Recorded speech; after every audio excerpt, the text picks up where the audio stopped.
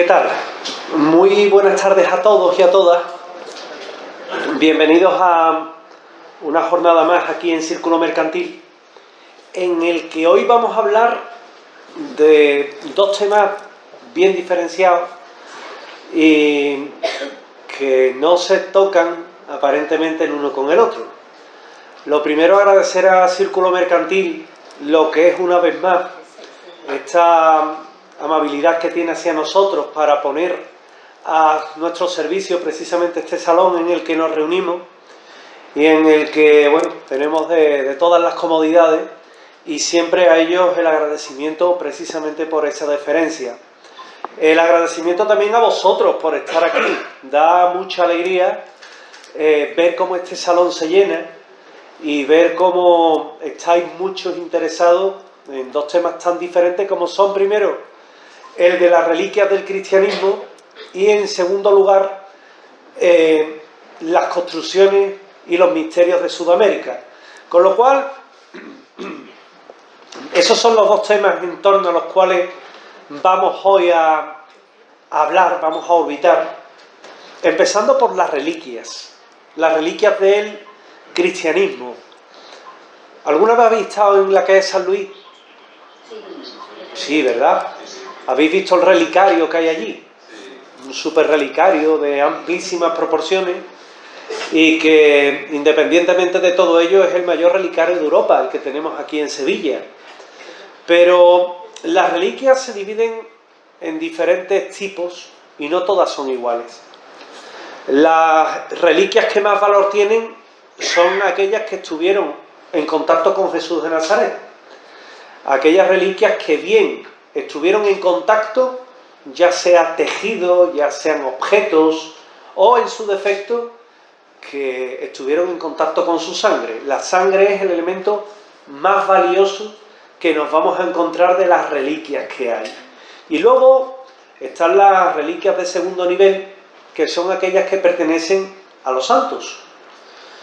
Hay objetos, otro tipo de objetos, que son de tercer nivel, que son las reliquias que tienen una relación con lugares sagrados, con la figura de Jesús de Nazaret o de algún santo. Por eso, cuando hoy, por ejemplo, vamos a Oviedo y nos enseñan la Arca Santa, le dicen Arca Santa porque, entre otras cosas, en el interior está el llamado Pañolón de Oviedo, que estuvo en contacto presuntamente con Jesús de Nazaret y con su sangre. Por eso la santidad. O cuando, por ejemplo, vamos a ver la síndone de Turín, tiene también la referencia de reliquia popular, entre otras cosas porque igualmente debió haber contenido a una persona que tiene la misma pasión, que sufre la misma muerte que el propio Jesús de Nazaret. Pero hay otras muchas reliquias en el cristianismo y son a las que hoy me quiero dedicar a ver. Porque, fijaos, viajamos a Roma. Roma es una ciudad preciosa que siempre tiene que tener uno un huequecito para ir a Roma. Esta es la Basílica de San Juan de Letrán, que está ya saliendo de Roma, y aquí nos vamos a encontrar que esa escalera que veis en pantalla es la escalera santa. Y le llaman la escalera santa porque habrían cogido, esos son las escaleras de la fortaleza Antonia, es decir, la fortaleza de Pilato en Jerusalén, y cuando Santa Elena llega allí, en el año aproximadamente 330, más o menos, pues ella decide desmontar el palacio y llevarse la escalera peldaño a peldaño a Roma, que es donde hoy se puede ver.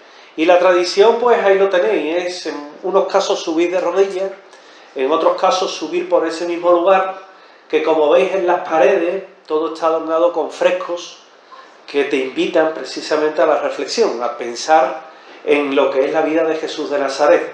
Previamente, cuando se está en aquel sitio, a cuyo lado hay también otra iglesia que es muy visitada, te vas a encontrar con este punto en el cual también hay visitas guiadas y te muestran un poco, te hablan de la trayectoria de ese palacio. Las escaleras santas, que es uno de esos lugares a los que uno no tiene que dejar de ir. Luego también puedes ir a la Basílica de Jerusalén, que es donde te vas a encontrar el Titulus Crucis, o te vas a ir a la iglesia, en este caso, de San Juan Bautista, donde también te vas a encontrar huesos del santo. El problema, ¿sabéis cuál es, no? Que San Juan Bautista, en el mundo hay 60 dedos de San Juan Bautista. Entonces era un señor difícil de ponerle un guante, ¿no? Hay dos cabezas de San Juan Bautista, no era familia, ¿eh? Las cabezas de San Juan. Y las cabezas de San Juan, exactamente, nunca me lo he dicho. Pero que tengáis en cuenta que muchas veces las reliquias son objetos piadosos, que si tuviéramos que hablar de la veracidad de muchas de ellas, la veracidad se vería comprometida. Pero yo no estoy aquí para juzgar hoy esas reliquias, y sí para mostraros algunas de ellas. La escalera santa, una escalera que merece la pena, pero más la pena merece Roma en sí. La mesa de la última cena, que se supone que es donde celebró Jesús de Nazaret la última cena, y se conserva en la misma basílica de San Juan de Letrán. Es más, cuando ustedes llegáis allí, la basílica, bueno, pues se puede ver cómo esa mesa está subida sobre el altar, y sinceramente, bajo mi punto de vista, es pequeña para 13 personas. Pero bueno, me imagino que en aquella época eran más menuditos y estaban un poquito más comprimidos, entraban de otra forma, ¿no? Aunque Jesús de Nazaret era un tipo alto, ¿eh? Jesús de Nazaret medía 1,82 m de estatura, 90 kilos de peso, es decir, era un señor de unas proporciones bastante correctas.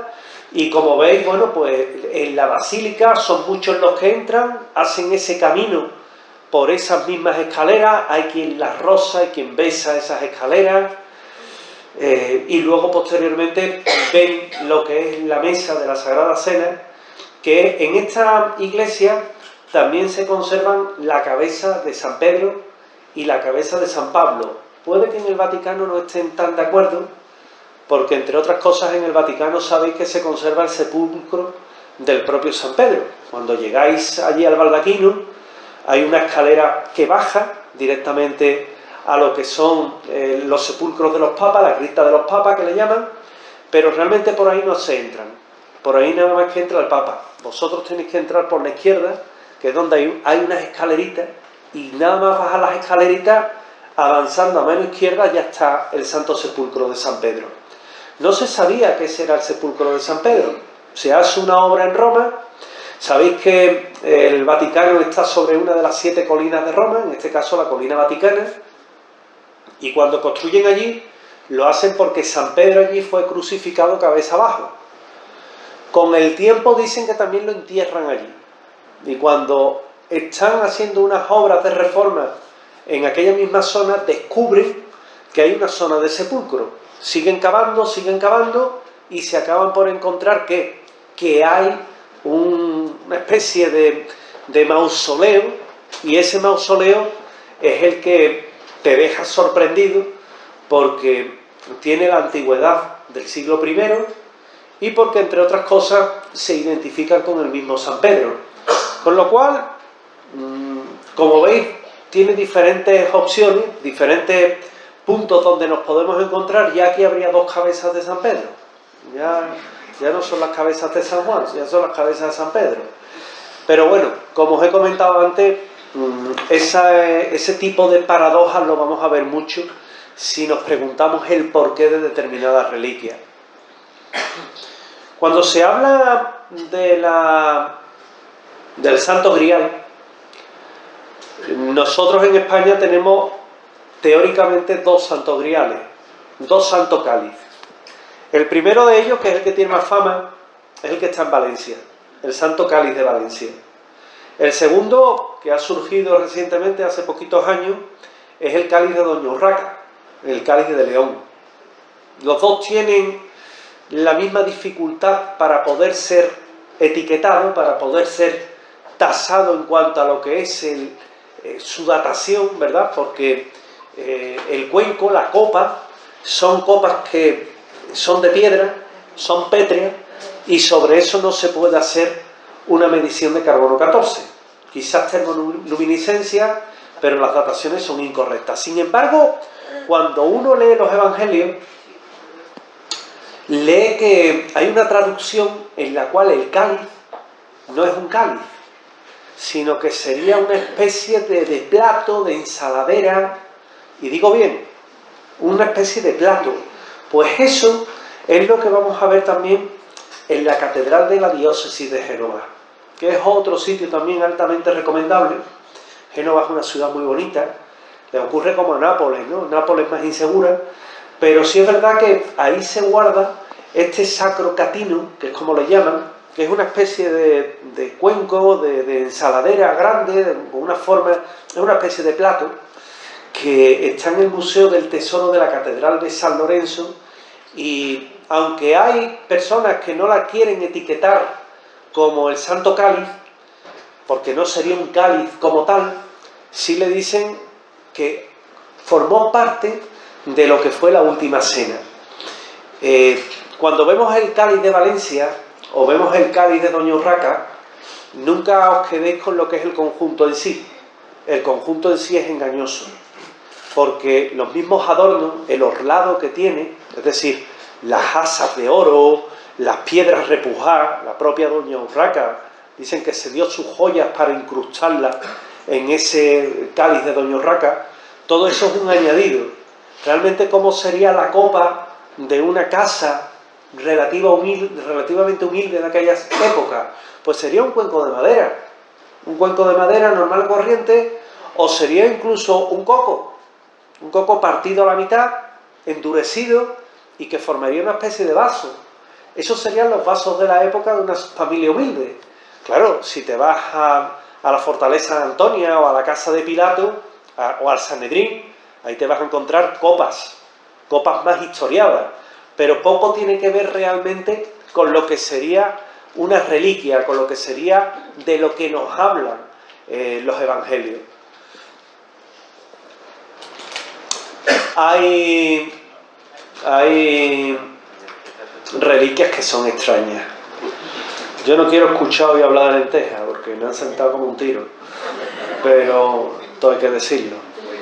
Pero en la capilla del Sancta Sanctorum te vas a encontrar una especie de lugar que dicen que es el asiento de la Última Cena, y ahí se conserva, en esa llamada capilla del Sancta Sanctorum, que realmente es la capilla del Papa, del Vaticano, y en ese mismo lugar lo que te vas a encontrar son las 13 lentejas de la Última Cena. Yo me imagino que sobró y dijeron vamos a guardarla para Navidad, yo qué sé. No me lo explico, ¿no? Os advierto una cosa, también hay por ahí otras reliquias más raras, como la pluma del Espíritu Santo. Entonces son reliquias que son raras, son reliquias que son extrañas, ¿no?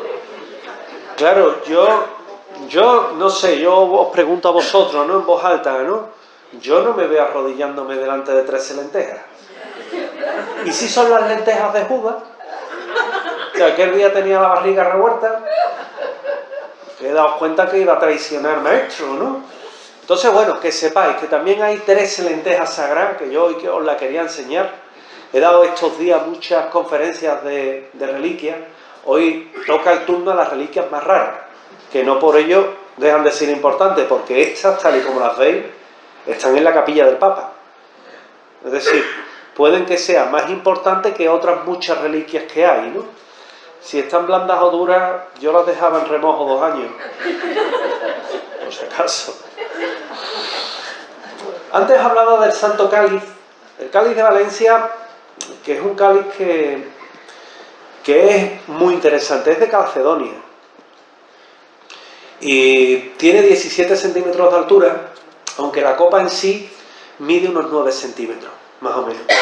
Se puede ver en la Catedral de Valencia, si hacéis el viaje y veis la capital del Turia, que es muy bonita, vais a poder ver precisamente en esa capilla que está ese cáliz, que incluso puedes pasar por detrás y verlo desde una distancia relativamente cómoda y relativamente corta.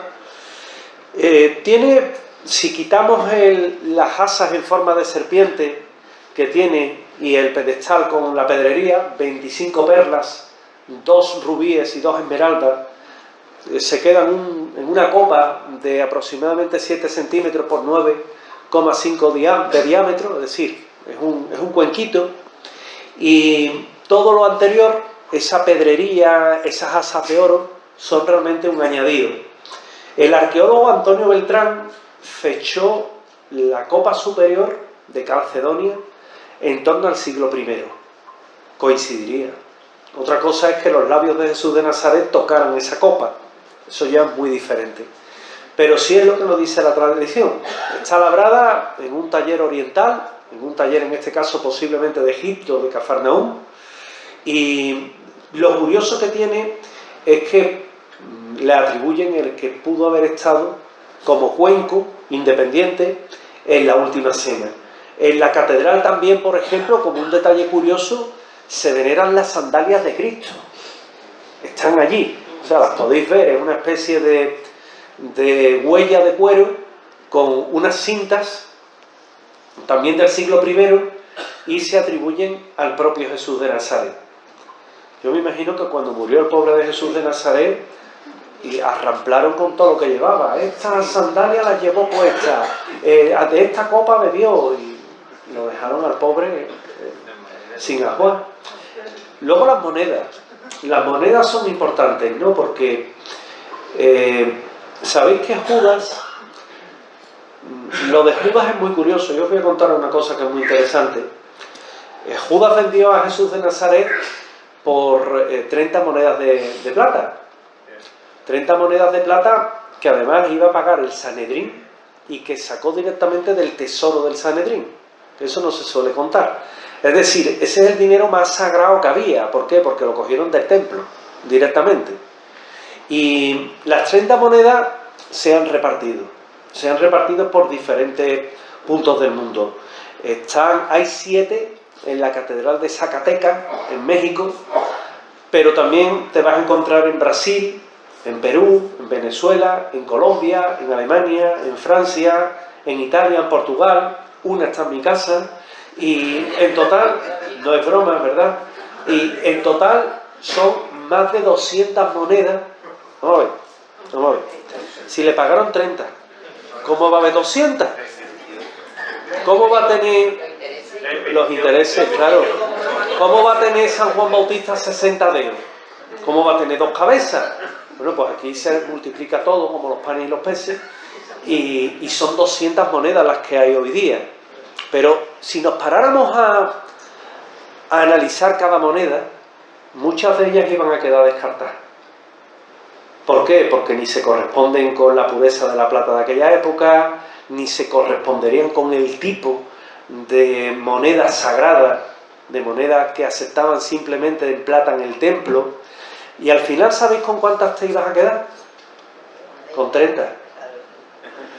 ¿Qué posibilidad hay que estas 30 monedas sean realmente las 30 monedas con las que le pagan a Judas Iscariote su traición? Hay poca. Porque cuentan que el propio Judas trató de devolver el dinero, que ya lo hecho estaba, y que luego posteriormente él tiró el dinero, renegó de él. Y evidentemente no se va a quedar allí el dinero esperando a que no, este es el dinero de Judas, vamos a guardarlo. No, me imagino que quien se lo encontró lo cogió y lo gastó, porque en aquella época ya encontrarte una moneda de plata era una suerte, ¿no? Te podías arreglar mes. Imaginaos encontrarte un saquito, ¿no? Entonces complicado. Sabéis además que Judas acabó de mala forma, ¿no? Judas hay 2 versiones. La primera cuenta que se trató de ahorcar y se ahorcó, ¿vale? Y la segunda cuenta que se ahorcó, pero la cuerda se rompió y se despeñó y se partió en 2, que me parece a mí que es muy exagerado, pero es como dicen que acabó el propio Judas. Es decir, es una muerte bastante horrorosa. España tiene una moneda y otra moneda que, según cuenta la tradición, se fundió en una campana de cobre que está en Velilla del Ebro, en Zaragoza. Una campana que dicen que es milagrosa, que toca para anunciar sucesos milagrosos, luctuosos, extraordinarios, y que en su día, bueno, pues en su día, ahí tenéis la campana en una imagen, en su día la campana pues fue silenciada porque decían que no querían que anunciara ni muertes ni hechos luctuosos, ¿no? Me parecía que iba a ser agorero, pero bueno, que sepáis que la teníamos también físicamente como tal. La cuerda de la crucifixión. Esto es importante porque, fijaos, en la iglesia, hay una iglesia en Roma, que es donde podéis ver el Moisés de Miguel Ángel. Tienes que irte, como en este caso, a las afueras de lo que es el Coliseo, tomas a la izquierda una calle que sube y a mano derecha hay unas escaleras interminables que subes con el hígado en la boca. Cuando has llegado allí, subes un repechito y está la iglesia. Y al fondo, a la derecha, está el Moisés. Es muy bonito. Pero al ver en el altar hay algo que pasa desapercibido, que son las cuerdas con las que ataron a San Pedro, incluso las cadenas. Se abre de vez en cuando, es como un compartimiento automático, ¡pum!, se abre, lo ves, ¡pum!, y se cierra, ¿no? Y aquí también tenemos un pedazo de cuerda de la crucifixión, y diréis, ¿qué cuerda? Si a Cristo lo crucificaron, sí y no. Lo crucificaron, es cierto. Pero cuando iba al Gólgota, él portaba el madero horizontal sobre los hombros. Ese madero lo llevaba atado con cuerdas. Ahí no lo habían crucificado todavía. Lo llevaba atado con cuerdas. Cuando él llega al Gólgota, a él no le quitan las cuerdas, venga, y ahora te clavamos. No, con las cuerdas lo echan al suelo, lo clavan y lo suben. Esas cuerdas que tenía amarradas los brazos son las que, por ejemplo, no se ven en la Sábana Santa por los triángulos de las quemaduras, y, sin embargo, sí son estas cuerdas de las que nos hablan estas reliquias que podemos encontrar en la Basílica del Escorial. Si habéis estado en el Escorial, tal y como entráis directamente, uno camina hacia el altar. Si miras hacia atrás, vas a poder ver el ventanuco desde donde Felipe II veía las misas y demás. Y en una capillita te encuentras precisamente un relicario que tiene un trozo de cuerda que está tiesa y que dicen que es la cuerda o un fragmento de cuerda con la que se amarró a Cristo y se llevó también camino de la crucifixión. La otra está en la Catedral de Anagni, en Italia, y también viene a ser prácticamente lo mismo. El lienzo con el que le vendaron los ojos a Cristo. ¿A que no habíais escuchado hablar nunca de eso?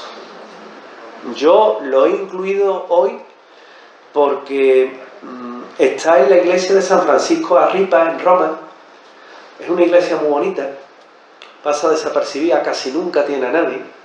No es como si, por ejemplo, vais a la iglesia de los jesuitas, ¿verdad?, que os ponen un espejo y podéis ver la cúpula que está detrás y que es fascinante. Por allí veo a una amiga que a todos dice que sí, está en Roma, ¿verdad tú? Preciosa la ciudad, que sí. Y es como una Sevilla, pero diferente, ¿no? Pero fíjate que estas iglesias pequeñitas, muy chicas, la iglesia de San Francisco Arripa, y ahí se guarda, como os comentaba, un lienzo con el que le vendaron los ojos a Cristo. En ninguno de los 4 evangelios, ni Mateo, ni Marcos, ni Lucas, ni Juan, hablan de él. Lo tenemos que encontrar en los evangelios apócrifos, que leerlo puede ser farragoso, porque de vez en cuando uno encuentra hechos que son llamativos, hechos que son curiosos. Y aquí se guarda, es un trozo de tela bastante desgastado, bastante ennegrecido por el paso del tiempo, y se le puede ver en un relicario en el cual también te explican la historia. Y te explican incluso en el evangelio apócrifo, en el cual se puede leer que a Cristo hubo un momento en el que le taparon los ojos. Realmente de eso no tenemos constancia. De lo que tenemos constancia es de esto, de la columna de la flagelación, que se guarda, se venera en la Santa Iglesia de Práxedes de Roma, pero que también hay en la iglesia del Escorial o en la iglesia de San Marcos en Venecia. Sabéis que en San Marcos están las reliquias del santo, pero hay un estudio muy interesante que dice que no sería San Marcos el que está enterrado allí, sino que sería Alejandro Magno. Fijaos qué curiosa esa historia. Yo prefiero seguir buscando a Alejandro Magno en Alejandría y dejar en este caso a San Marcos para San Marcos, pero allí se guarda un trozo de columna y son las tres muy diferentes, la que se guarda en San Marcos, la que se guarda en Santa Práxedes en Roma y la que se guarda en el Escorial, porque una es de mármol negro, la otra es de mármol blanco y la otra es de mármol rojo. ¿Con cuál os quedaríais? Elegí siempre el mármol blanco, porque posiblemente era la que entra más en consonancia con lo que te vas a encontrar en la Fortaleza Antonio. Si tenemos que apostar por la veracidad de alguna de las tres, por ninguna de las tres, porque en buena lid nadie se queda con una columna que servía para justiciar a reos, y que esto no era a Jesús de Nazaret lo crucifican hoy y mañana llega un señor, oiga usted, señor Romano, que me vengo a llevar la columna, que la quiero de recuerdo. No, eso no es así. Es decir, luego llegó, en este caso, el general Tito, en el año 70 y arrasó con Jerusalén. Por tanto, a día de hoy, decir una de esas columnas lo que tiene es un valor simbólico, más que nada, pero no tiene un valor efectivo en cuanto a poder apostar por la veracidad. Sin embargo, la Iglesia lo dice, muchas reliquias, por no decir todas, no son materia de ciencia, son materia de fe. Como tal, no están llamadas a que lo evaluemos con ojos de científicos, que son con los ojos que yo lo veo, sino con ojos de devoto. Y ahí es donde ya la razón científica se pierde, en tanto en cuanto que tú lo que vas a ver es un objeto que presuntamente está en contacto con Cristo. Y como tal, bueno, pues resulta conmovedor ver cómo las personas llegan allí, se arrodillan, rezan y guardan esa devoción. ¿Habéis estado en México alguna vez? ¿Habéis estado en el Cerro del Tepeyac? El Cerro del Tepeyac es donde está el manto de la Virgen de Guadalupe, el ayate de la Virgen. Hay dos basílicas, la antigua y la moderna.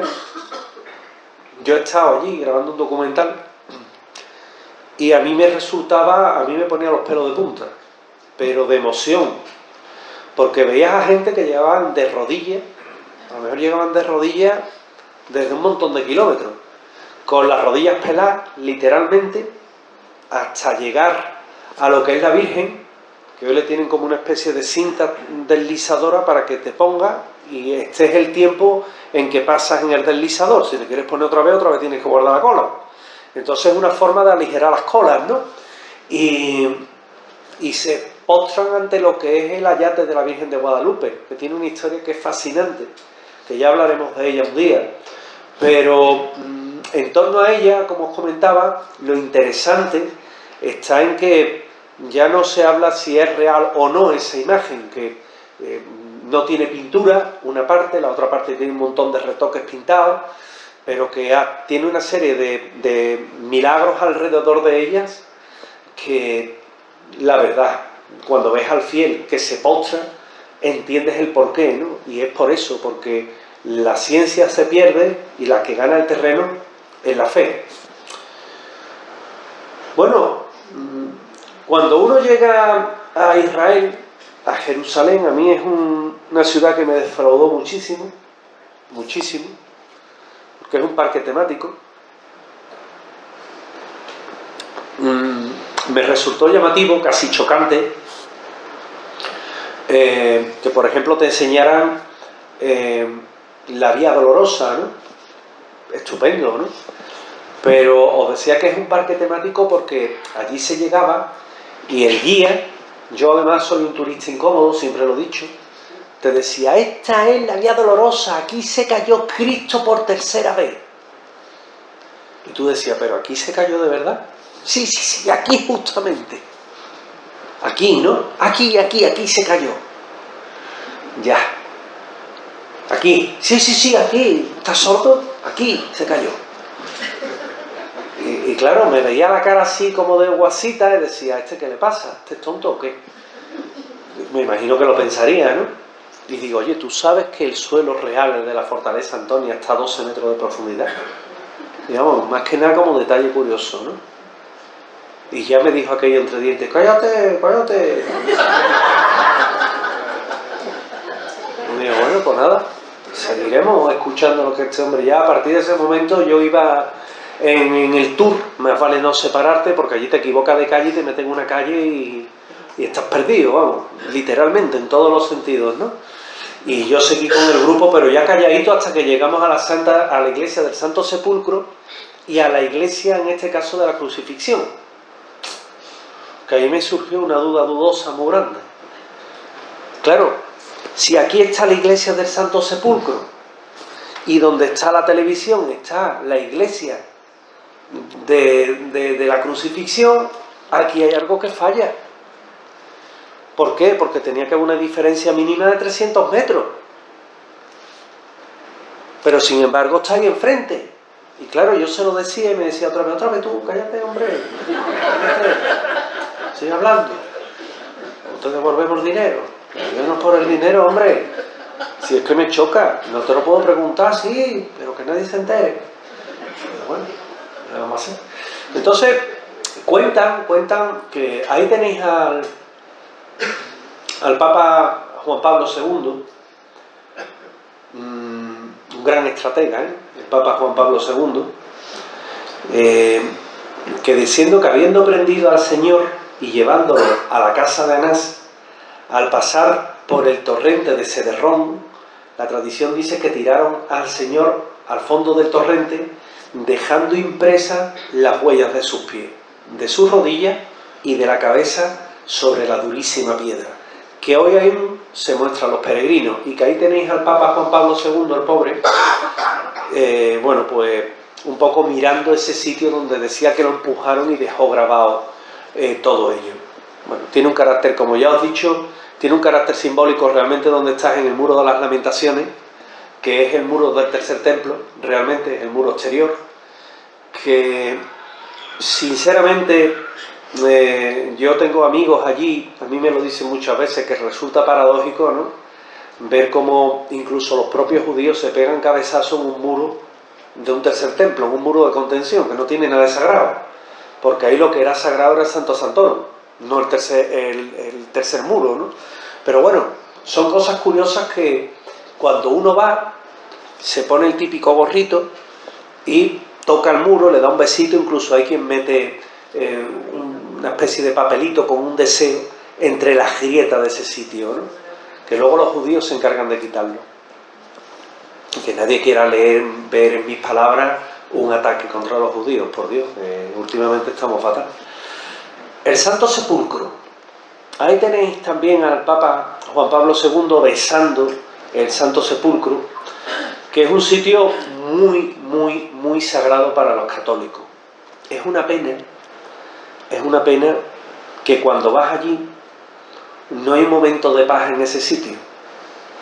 Porque cuando no se están pegando los ortodoxos, se están pegando los armenios. Cuando no se están pegando los armenios, se están pegando los coptos. Cuando no, los judíos, que son... ahí los guardan entre unos pocos. Y entre ellos se tienen que poner de acuerdo. Y como no se pongan de acuerdo, se cascan. Pero que se pegan, que no es broma, que se ve a vivo ojo, ¿no? Y bueno, el Santo Sepulcro es un sitio interesante porque es ese lugar, ese Gólgota, que allí no fue llevado Jesús de Nazaret, ni mucho menos. Allí no se le lleva, ni se le entierra, allí simplemente se le crucifica. No es el Santo Sepulcro, si acaso fue el lugar de la crucifixión, si acaso, pero el Gólgota no es el sitio del sepulcro. Entonces, sí es cierto que cuando entras, lo que te encuentras es una lápida de mármol, tienes que bajar unas escaleritas, y entonces llegas a esa lápida, y debajo de esa lápida de mármol es donde está la piedra caliza donde reposó el cuerpo, que es realmente a lo que se venera, a lo que se guarda. Ahí tenéis a Juan Pablo II besando un poco lo que es la lápida, y bueno, hoy la verdad es que está en un sitio complicado porque es la confluencia de la Jerusalén musulmana con la Jerusalén judía, y que luego el sitio está entre franciscanos, coptos, armenios. Cuando te das cuenta es un lío. Alberga hoy día la sede del patriarca ortodoxo de Jerusalén, que ha sido un papable, y también es la catedral del Patriarcado Latino de Jerusalén. Es interesante, es una iglesia dentro de una iglesia, como yo digo. Bueno, aquí lo que tenéis es otro sitio curioso, otro sitio llamativo, en la que te vas a encontrar precisamente esa corona de espinas, y esa corona de espinas, que realmente es la que se guarda en Barcelona, pero que tal y como la veis ahí es como la vais a ver en la que es más fiable, que es la de Notre Dame, la que está en París. Ha estado en el Louvre hasta hace poco, pero se ha trasladado ya a Notre Dame, que es donde hoy se la puede ver detrás del altar mayor, en una especie de aro dorado muy, muy lustroso. Te paras y allí está la corona. No tiene ni una sola espina, porque se la han cortado y la han repartido. Además, ya sabéis que no era corona de espinas, era casco de espinas, porque sobre la corona tenía una serie de trenzados que formaban un casco, ¿verdad? Está metido en una especie de aro de vidrio, todas ellas, tanto la que está en la Santa Capilla de París, que en un principio estaba en la Sainte-Chapelle, que está muy cerquita, en este caso de Notre Dame, cruzas el Sena, y si estás en Notre Dame, cruzas el Sena, y tal y como cruzas el Sena, en la parte de los juzgados está la Sainte-Chapelle, ¿no? Y luego lo que te vas a encontrar es que en otros sitios, San Marcos, Santa Práxede, en el Vaticano hay dos santas coronas de espinas, en Barcelona hay otra, en San Juan de Letrán hay otra, en el Escorial hay otra. Bueno, cuando te das cuenta, son muchas, pero todas ellas, como veis, están sin espinas, ¿no? Luego las espinas las han distribuido también por muchos sitios. Aquí en Sevilla tenemos una, que es la Espina del Valle, que si vais a la Anunciación la podéis ver y que procesiona. Es decir, es una de esas espinas, oye, que son llamativas. En Montserrat también podéis encontrar alguna de ellas. El cenáculo, esto que veis, es otro de los lugares más sagrados de la cristiandad y que puede ser visitado bajo unas condiciones muy duras, porque ahí se supone que es donde, bueno, ese lugar en el que Jesús pisó, Jesús estuvo, todo ese sitio en sí sería un lugar sagrado, y los cristianos pueden visitarlo, y esto es como el que hace el Camino de Santiago, que gana le das el abracito al santo y te ganas las indulgencias, ¿verdad? Pues aquí pasa exactamente lo mismo. El actual cenáculo está en un piso superior, está construido por los franciscanos y conmemora, para los que os perdéis un poco con el término cenáculo, el sitio donde fue la última cena, ¿de acuerdo? Allí en Jerusalén. El pañolón de Oviedo. Este es otra reliquia bastante especial. En ese cuadrado, en ese cubo de color oscuro, que realmente es plateado, es donde se guarda. Esa es el Arca Santa. También le tenemos que tener especial cariño porque pasó por Sevilla. Llegó desde Alejandría a Cartagena, de Cartagena pasa a Écija, de Écija a Sevilla, donde las cartas de San Isidoro de Sevilla hablan de él, y hoy se la puede ver en Oviedo. Es el teórico paño ensangrentado de unos 83 centímetros por 84 centímetros que le pusieron en la cara y que le envolvió toda la cabeza a fin de enjuagar lo que son los fluidos corporales y tapar la expresión de horror que tenía el crucificado cuando lo bajan de la cruz, que era la misión que tenía, aparte de enjuagar todos los líquidos y fluidos vitales. Recordar que en la ley hebrea, el cuerpo de una persona que muere, y que muere torturada, y que muere con derramamiento de sangre, todos esos fluidos hay que guardarlos, porque según es su ley, tiene que viajar al otro lado con él. Entonces es muy importante. Es un pañuelo, como os comentaba, que está manchado de sangre, que de esto y de los tejidos funerarios habla San Juan en el 27. Él dice que cuando se entra en el sepulcro había un sindón, es decir, la sábana santa, un sudario, el sudario de Oviedo que le ponen en la cara, y vendas. Las vendas eran las que le servían de mentonera y las que iban liadas al cuerpo para que no se moviera. Eso es lo que nos dice San Juan, y bueno, podemos ubicar incluso en función de ello las reliquias. Una estaría ¿dónde? Una estaría en Turín, la otra estaría en Oviedo, y vendas, bueno, pues las vendas ya es harina de otro costal, porque como habéis visto, hasta el paño que envolvió los ojos, en este caso que tapó los ojos de Jesús de Nazaret, pues también se tiene como reliquia. Pero las dos principales la tenéis ahí. En la actualidad, en Sevilla tenéis un imaginero muy importante, que es Juan Manuel Miñarro, que es un buen amigo mío, que ha hecho ese Cristo de la Sábana Santa, o el Cristo crucificado de la Universidad de Córdoba, o por ejemplo ha trabajado mucho con el Cerro del Águila, y Juan Manuel Miñarro tiene un trabajo muy profundo hecho sobre el pañolón de Oviedo, que actualmente, bueno, pues sigue en estudio. También hay túnicas sagradas. Estas que veis en las que se conservan a Argentuil, que está a unos 12 kilómetros de París, me puedo equivocar, pero que ha sido estudiada y es una túnica que, bueno, que es de un color así parduzco, es muy similar a la que se guarda en Treveris, pero la que está en Treveris en Alemania es prácticamente hecha con cuadritos. Y os voy a explicar eso por qué. Porque las familias notables de aquella época llegaban y decían, córtale un cachito, que yo quiero tener una reliquia en mi casa. Y le cortaban un cachito. Y entonces llegaba la monjita y le ponía un parche, y lo cosía. Llegaba otro noble, córtale otro cachito, que la quiero para mí. Y le cortaba otro cachito. Y llegaba la monjita, ¡pum!, otro parche. Y cuando te das cuenta, la túnica de Treveris está entera hecha a base de parchitos. Entonces, es difícil, ¿no? Es muy complicado de ver. Pero bueno, sí es verdad que ahí la podéis ver, que si viajáis alguna vez a Alemania y os pillas cerquita a Treveris, o os va a pillar más cerquita a Argentuil en París que Treveris, sin duda, pues acercaros y verlo, porque merece la pena. Simplemente por eso, por el fervor, y como están las personas que ven en pantalla, pues simplemente por el mero hecho de observar cómo era la túnica. En la túnica de Treveris caben 3 Jesús de Nazaret. Es tamaño maxi. Era Jesús de Nazaret transformado en Denis ruso. Es decir, es una cosa horrible, es muy grande, es muy grande. Esta todavía tiene un pase. Los clavos de Cristo, que fueron 3, pero que a mí me surgen también muchas dudas, ¿no? Por lo mismo que os comentaba antes.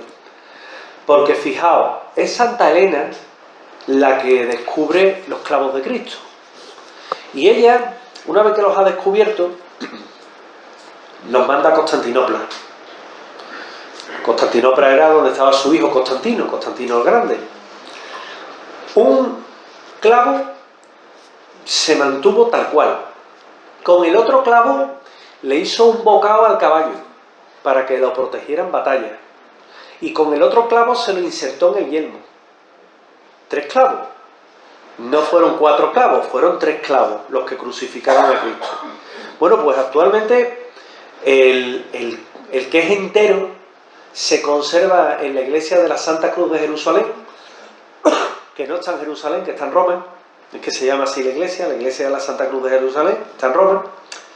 Luego nos vamos a encontrar otro clavo en la capilla del Palacio Real de Madrid. Luego nos vamos a encontrar otro en la Catedral de Monza. Y luego nos vamos a encontrar otro en la Catedral de Santa Elena, en Jerusalén. A mí me han salido 5 clavos. Pero es que hay otro. El que está insertado en la Santa Lanza de Longino del Museo de Habsburgo, en Viena. 6. No tenemos que pararnos en buscarle la explicación en este caso a esos clavos. Simplemente, como os comentaba, tiene materia fervorosa, es materia, en este caso, de fe, y como tal deben de ser contemplados, porque si nos ponemos a cuestionarnos eso, nos tenemos que cuestionar todo. Ahí tenéis, a mí igualmente me gusta mucho esta reliquia, yo tengo una copia, está también en la Basílica de la Santa Cruz de Jerusalén en Roma, y es el Titulus Crucis. El Titulus Crucis, que además se puede todavía ver perfiladas las letras que ponen Jesus Nazarenus Rex, Jesús Nazareno Rey, luego aparece en griego y luego en latín. Eran los 3 idiomas: hebreo, griego como idioma culto y latín como el idioma del Imperio Romano. Y allí lo podéis ver. También en San Juan de Letrán y en San Marcos hay notables trozos, porque ocurría que cuando había una iglesia nueva, con una vocación nueva, se le daba una reliquia.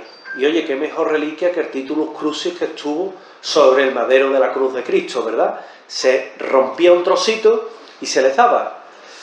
Hoy día no nos tiene que chocar. ¿Habéis visitado alguna vez a Santa Ángela de la Cruz? Si no, yo os lo recomiendo, ¿eh? Siempre, uno no es sevillano hasta que no va a ver a Santa Ángela de la Cruz. No es sevillano hasta ese día. Y cuando sales de allí, te puedes acercar a una monjita y decirle aquello de: madre, ¿me puede dar un trocito de la reliquia de la santa? Y te dan un escapulario de plástico y dentro lleva un hilo. Eso es una reliquia.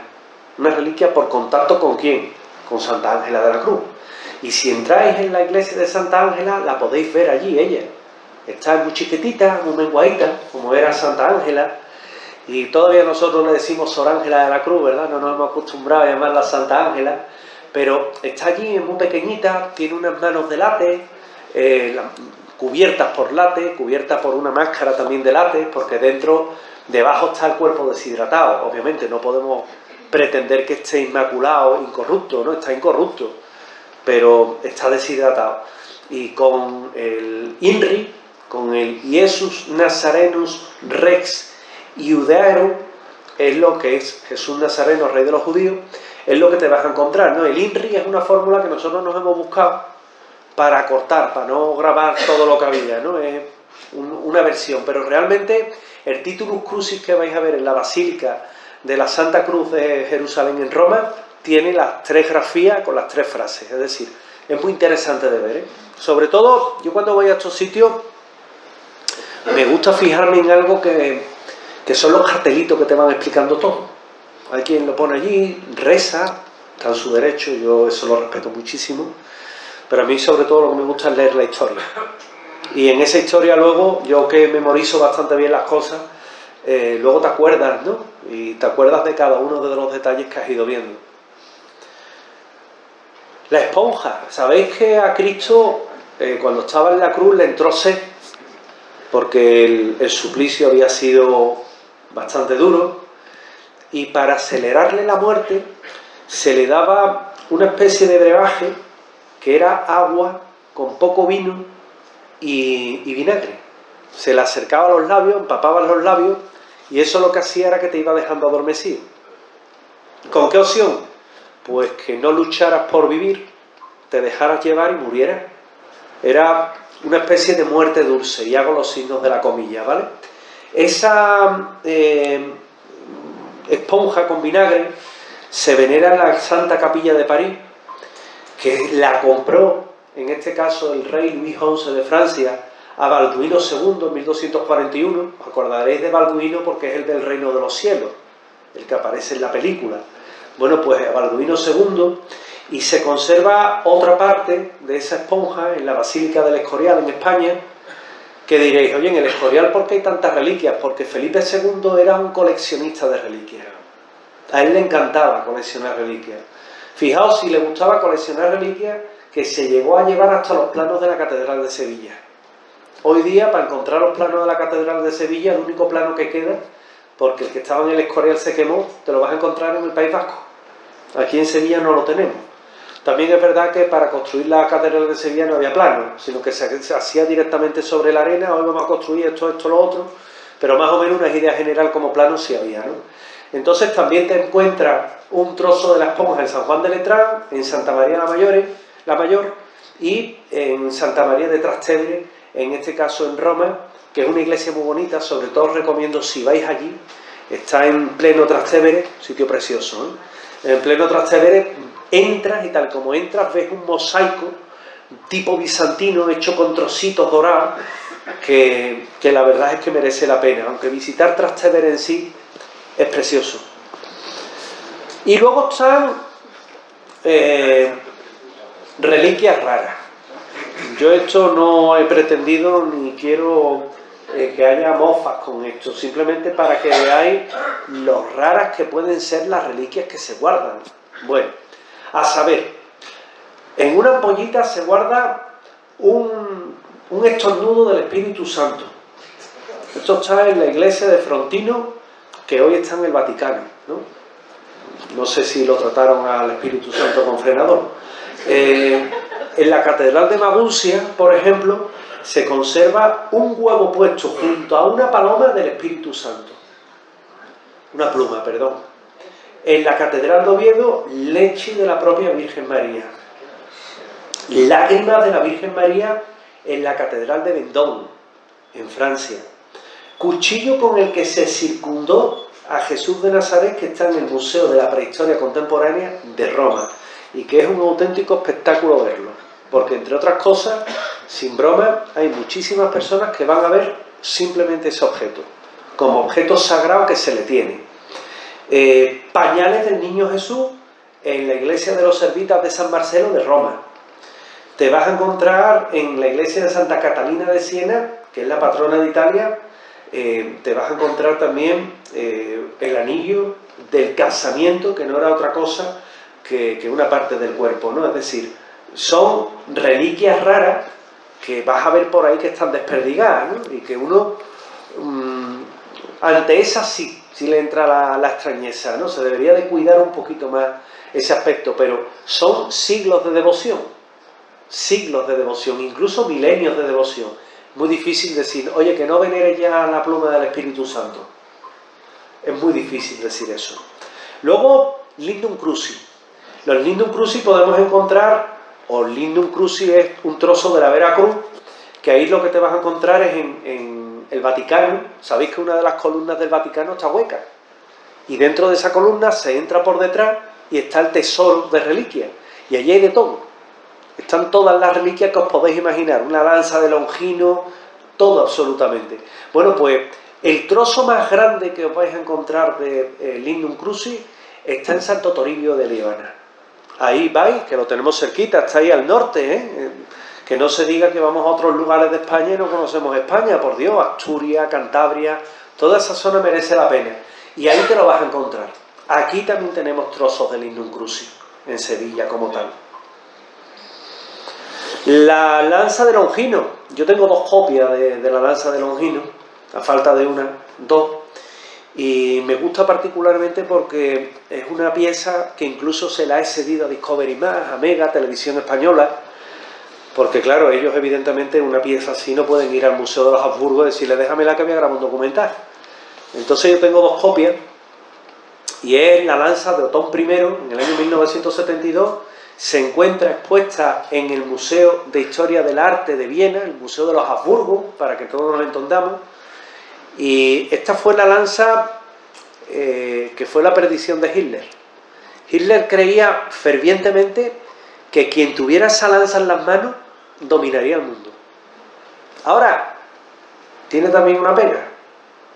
En el momento que la pierdas, pierdes también la vida. Y él se arriesgó. Nada más que anexionó Austria, los pobres no les quedaba otra, ¿no?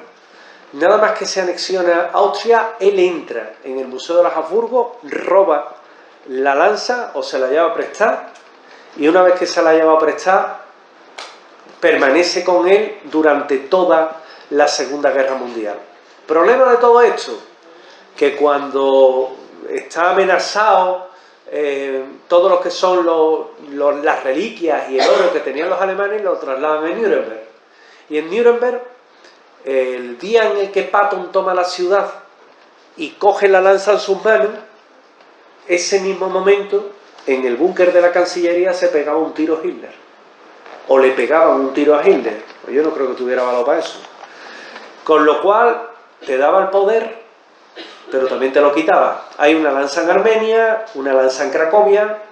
También os recomiendo que vayáis a Cracovia, una ciudad preciosa. Y es todo un poco una copia de la anterior, ¿no? Y luego ya está la sangre de Cristo. La sangre de Cristo que hace poco hice yo una demostración en televisión. Me llevé una ampollita con un líquido rojizo que parece sangre, ¿no?, de Cristo. Sabéis que en Italia, San Genaro, cuando llega septiembre, se saca la ampollita, se muestra al público, y si se la gira y no se mueve es que está cuajada. Chungo. Eso es que va a haber una tragedia o va a haber algo. Entonces el cura, con discreción, dice, ya está, no pasa nada. Se la lleva para adentro, la agita, la vuelve a sacar, la mueve, ya la sangre de San Gennaro, y todo el mundo allí contento. Entonces eso lo que significa es que no es sangre realmente. La sangre cuando se cuaja, sea de quien sea. Posiblemente de lo que se trate es de algo que se llama gel tisotrópico, que a mí me encanta. Yo tengo 2 botes con ese gel, que tú lo ves y está cuajado, pero si lo agitas un poquito, lo hice el otro día en televisión, vamos, y mis compañeros se quedaron alucinados, y lo volví a mostrar y se movía. Es el mismo efecto. Hay sangre en San Juan de Letrán, hay sangre en España, en Flandes, en la capilla, en la Santa Capilla de París, en la iglesia de Santiago de Rotemburgo. Como veis, los países se reparten las reliquias. ¿Quiénes son? España, Francia, Italia y en menor medida Alemania. Pero el triángulo de España, Francia e Italia, los que se llevan la palma. Está la capilla de la prisión de Cristo, que también existe. La sábana santa, de la que voy a tener la oportunidad de hablar, y ya os invito a los que queráis ir el próximo jueves, día 19 de marzo, en la sede de Distrito Nervión, en la Avenida de la Cruz del Campo número 36, a las 5:30 de la tarde. Va a ser una conferencia en exclusiva de la sábana santa. Hoy, como os he comentado, no quería hablar de eso, quería hablar de estas otras reliquias, porque creo que en la variedad está al gusto y también conviene de un año para otro cambiar un poco. Pero al fin y al cabo, estas son las reliquias de Cristo, las reliquias de la cristiandad, que como os he comentado, no hay que verlas como materia de fe, hay que verlas simplemente también como curiosidad histórica, hay que verla con la duda que te puede llegar a generar, porque si la ves con los ojos de la ciencia, ahí vamos a tener un problema. No obstante, ser benevolentes con ellas, mirar más allá. Muchas de ellas han obrado milagros, muchas de ellas han curado a enfermos, muchas de ellas tienen el poder de sanar a las personas. Si son o no son, ¿qué más da? Si te devuelve la salud, ¿qué más da? Por lo tanto, disfrutamos de ellas. Hoy hemos conocido algunas y cuando veáis algunas de ellas, pensad en todo lo que os he dicho y sobre todo también pensar en algo. Visitar a Santa Ángela de la Cruz, ver el sitio, el recogimiento que hay, la veneración que se le tiene a la santa, y comprenderéis en gran medida lo que significa una reliquia para la cristiandad.